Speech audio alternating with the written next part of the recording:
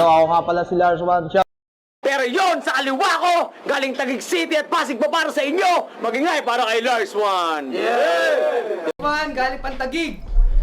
Yo, ako nga pala si Lars Juan.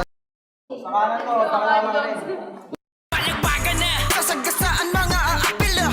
Pupusin na lang, pag malapit na. Lars Juan nga pala. At shoutout kay Antonin, shoutout kay Marichu, shoutout kay Tracy, shoutout kay Maddie, shoutout sa lahat. Ano, kaya nyo pa? Puro shoutout!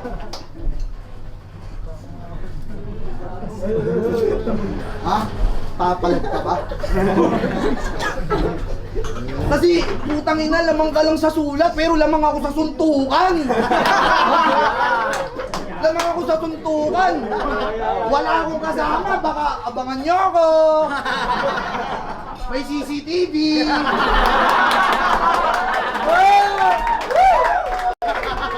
Sa YouTube.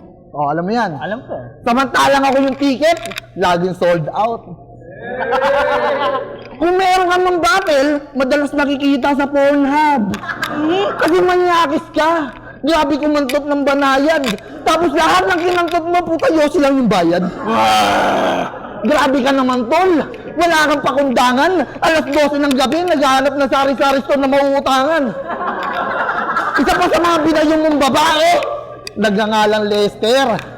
Puta, parang isa pa sa mga binayong mong babae, nagngangalang Lester. Puta, parang maliguan yung lumpia, binilan mo ng Chester. Aba, grabe ka, papi.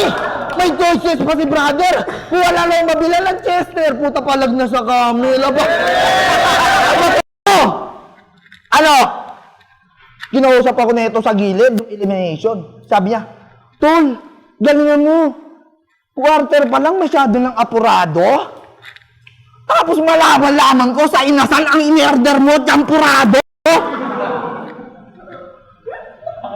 Oh, huwag ka na mag-champo.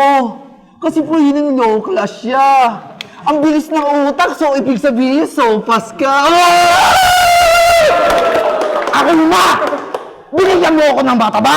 Abay, nakakaumay to. Pasalamat ka sa pansit ko kasi humaba yung buhay mo. Kasi hindi kita pinansin. Wala ka dito sa quarter.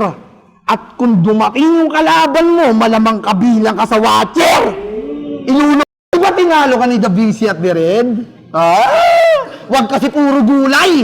Tinalo ka ng Red kasi sining mo nakulangan ng kulay. Pumalag daw sa Red.